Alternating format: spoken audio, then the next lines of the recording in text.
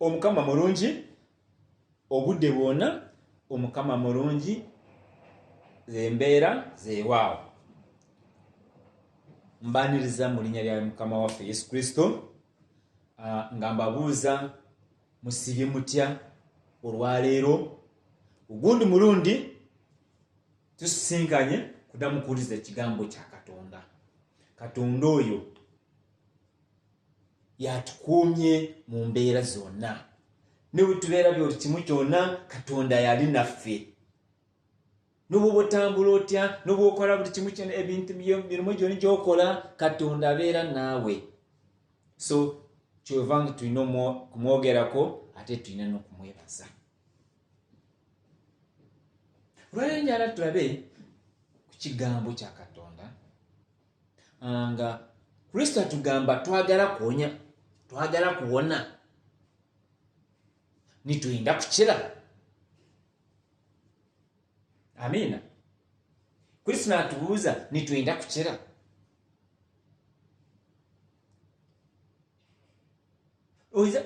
Gw'ogenda kwebuuza kati ngenda kuwona biki? Nze siri mulwadde. Buli ffenna we tuli twetaaga okuwonyezebwa. Weewaawo toli mulwadde, toli ku ndiri, oli mulwadde ali ku ndiri gwe olaba nga yeetaaga okuwona.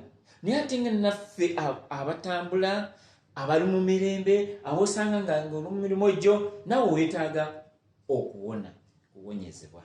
Mu ngero ki? Waliwo ebizibu ebitusubye okutuuka ku kigambo kya Katonda. Waliwo ebyo ebitulemesa kukkiriza Kristo.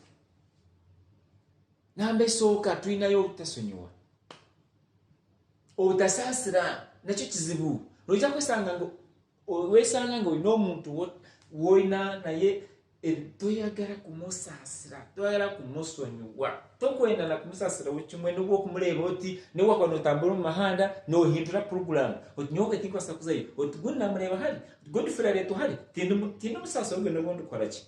Twetaaga kuwonyezebwa obutasaasira, obutasonyiwa. Ekyo nakyo namba esookera ddala. Twetaaga kuwonyezebwa ettima litulina. Tulina ettima. Oli agenda n'atufuna olaba nga akulakulana naye nga ogezaako okola nga omulemesa. Nakyo kikusubye omutawonezebwa. Kristo olwaleero kubuuza oyagala kuwona. Ebintu byo obikoze biganye kutambula, gundi bwakulakulana gwogenda n'okola ettima lyo nga ebintu byo bigaana, gugamba mbandoga naye nga tebakola ogambako. Weetaaga okuwonyezebwa, n'oyetaaga okukira. Tulekeraho ittima, tulekeraho bulogo, tulekeraho ihali, tuleke kwitana, tukundane kuko Kristo yatukunzire. N'atuleeba atumanyi, n'amanya nyowe Godfrey ekintu ekindi nyetaaga kuwonyezebwa, ekiri kwetaaga kukizibwa omu magara gange n'akimanya. So neekiriza nkakomora omutima gwange nkagumuheereza nkiikiriza kataahamu ninza kukira. Konka nambuze ngu ninyenda kukira natanga kubuuza nyowe hati nyowe tinkakozire eki nkatanga kwebuzabuza ninza kusigala nk'okundi. Mukama n'abakunda, omukama mulungi ebiseera byonna. So twetaaga kuwonyezebwa mu ngeri yenna. Gw'oba oli mugaga weetaaga okuwonyezebwa, gw'oli mwavu weetaaga okuwonyezebwa, gw'oli oba oli pasita weetaaga okuwonyezebwa, oba oli musaseredooti weetaaga okuwonyezebwa, oba oli bishop weetaaga okuwonyezebwa.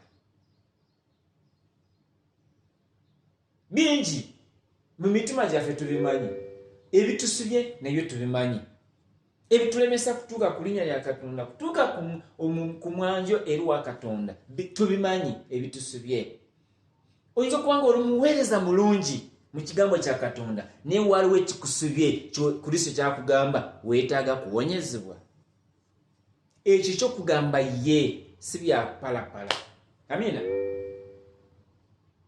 Twekwasa omukama Katonda ajja tusumulula buli kimu kyonna kigenda kutambula bulungi. Tugenda kulaba mu Vvanjiri ya Yokaana omutwe gw'okutaano kusoma okutandika n'olulimi olusooka tukomenkereze n'olw'omwenda. Gospel of John chapter 5 verse 1 to 9. Tulabe kigambo ki kiki ekitujjamu awo. Omukama mulungi.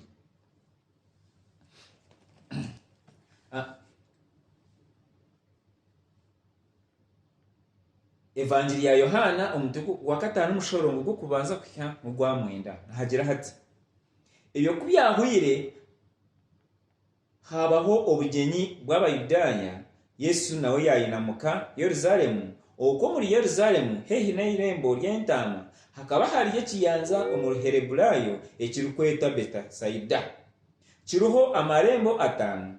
Ahari ago marembo niho abalwire bingi munonga babire barambira empumi ebirema n'abazingazingirwe bategerize amizi kutabanguka habukuba obu n'obundi malayika anyakwaho akabashomera omuri ekyo kiyanza atabangura amizi rero wabanzamu yagala batamu gahisa kutabanguka akira endwara yona eyi aine.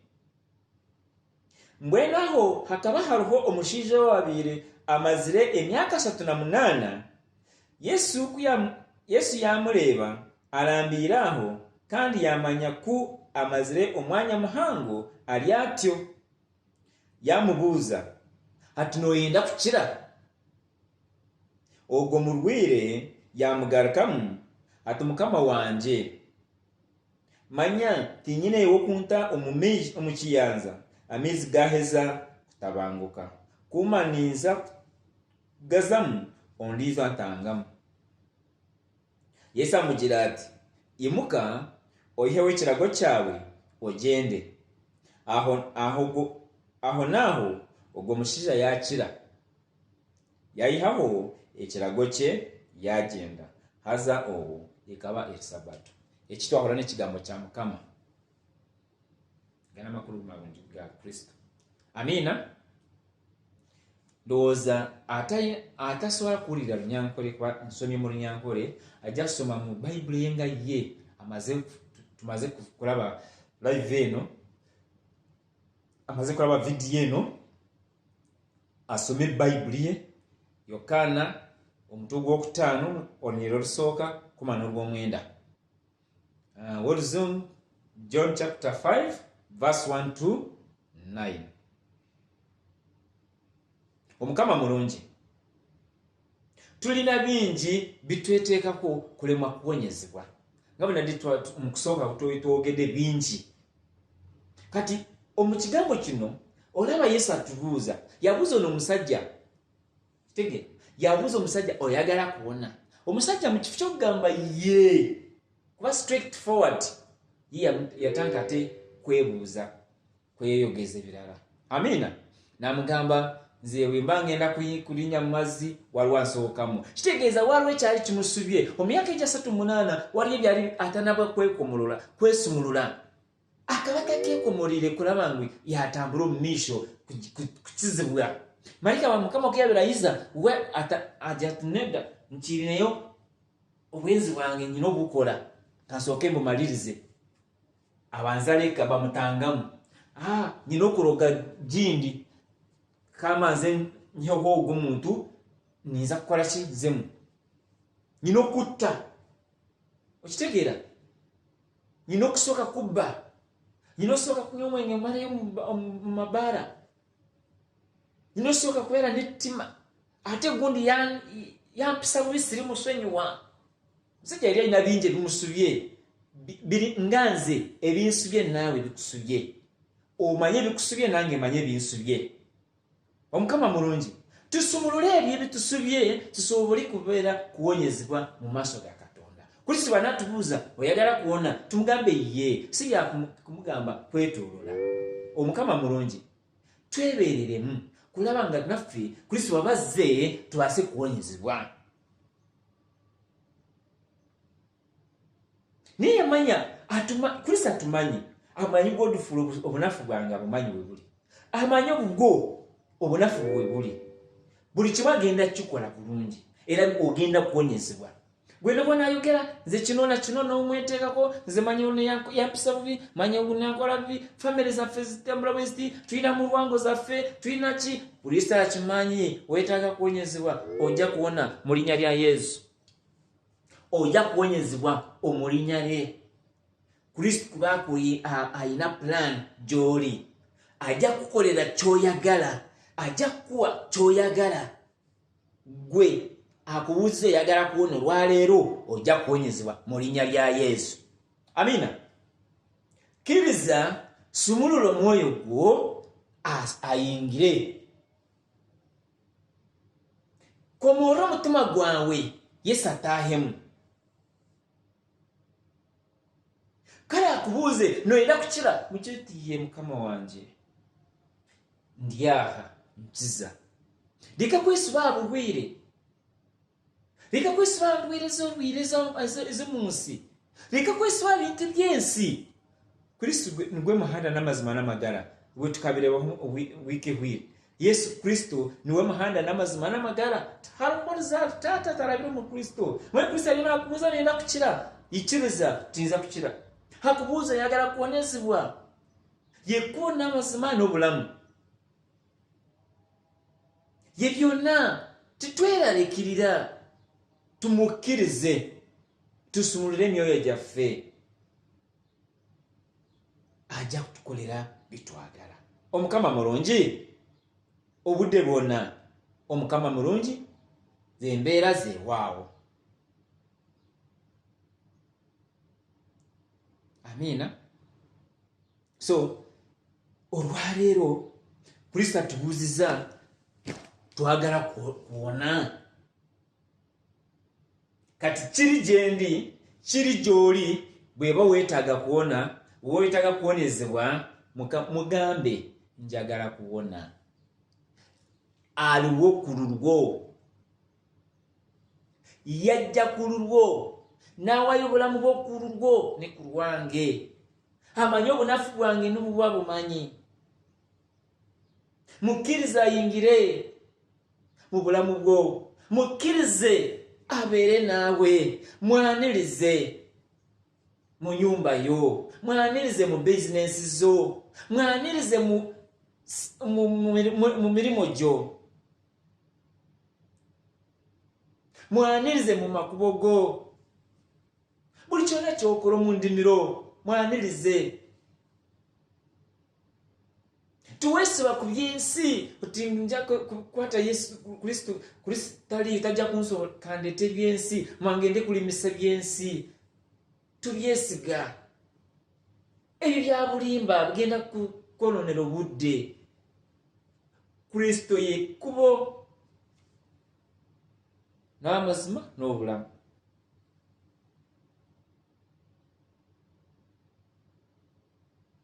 Yesu niwe muhanda n'amazima n'amagara. So buli kimu kyonna tukimukwase tukimuweereze ajja tusumula. Kristo buli kimu kyonna. Nina oluyimba lunteera kwagala nnyo. Era njagala nduyimbemu Yesaala engenda kukola. Yesaala. Oluyimba ndwagala nnyo. Bwemba nduyimba mba mpulira ndulungi. Emimi yange eri omwoyo guba guyingira. Amina. Tuli mu Lunyankole naye nga lugamba bingi ebindemesa.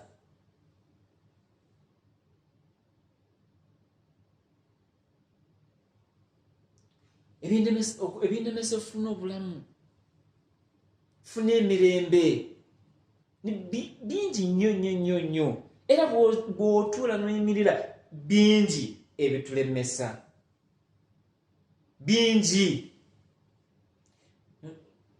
Tugamba nti ni bingi ebyambuliza obusinge nebyandemeseko kwehonjera nimanya kafisa busa omwanya n'obutumwa bwanje bukangwa muneja kanyije ai Mukama kankweheleze nkwehonjere neja kanyije ai Mukama kankweheleze nkwehonjere konka hati ai Mukama nija osasire onyachiro ompereze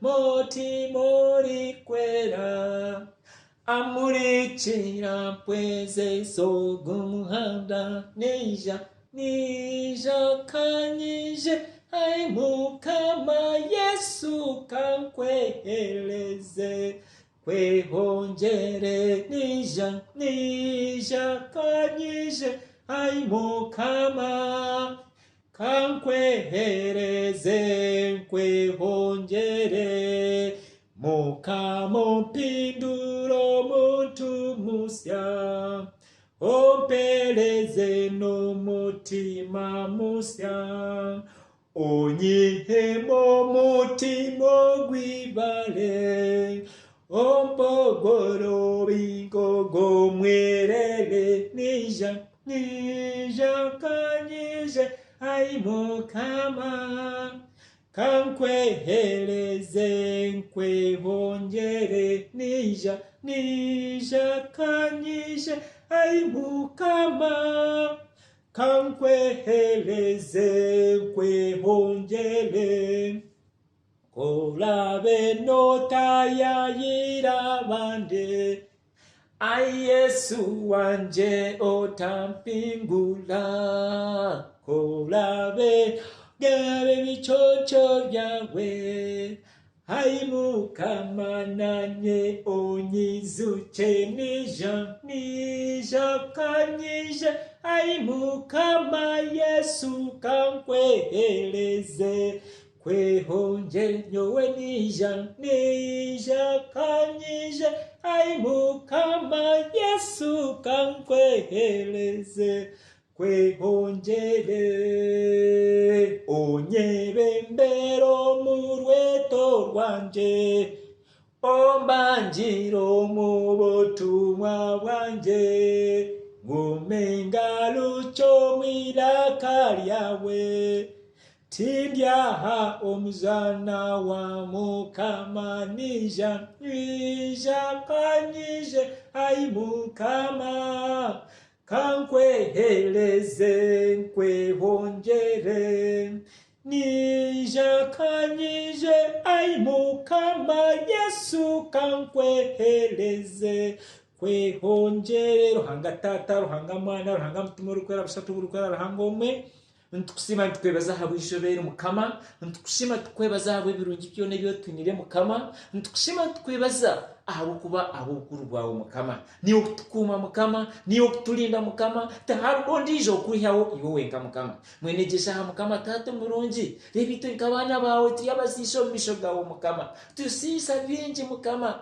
turemwana tuine bingi bikwe kwasa Mukama turemwana ngwano kwakira mu matema yitu turebe tukusabya ho bingi Mukama mwe tukusaba tusasire aho kwa tuyabasisho misho gawe tutwishirire misho gawo Mukama tusasire otuyeho rubanza Mukama tatu munuje myambabaze ndikora hiki tubuza mutwenda kukira Mukama mutwenda kuonyezerwa katu Mukama tugambe ye Mukama tabiraho n'ibyo kwasa tusasire tuyoho rubanza tatu munuje myambabaze nyenda kongera abana bawe tata abaryabo bona bakurikize kigambo cyawe abakakiteko mu nkora Mukama nangwana n'abatakushiteka mu nkora Mukama basa kubayindura tata umurungi babase kishiteko mu nkora nangwana n'abatakwasa na ukurikiriza Mukama bateke mu mutima babase kurisite kigambo cyawe we bari Mukama tatu murunje myambabazi turinde ebyo binje kutemesa omusinge ebyo binje kutemesa imhanda yo kuzunwa ebyo turemise teganise family zitu Mukama bituyeho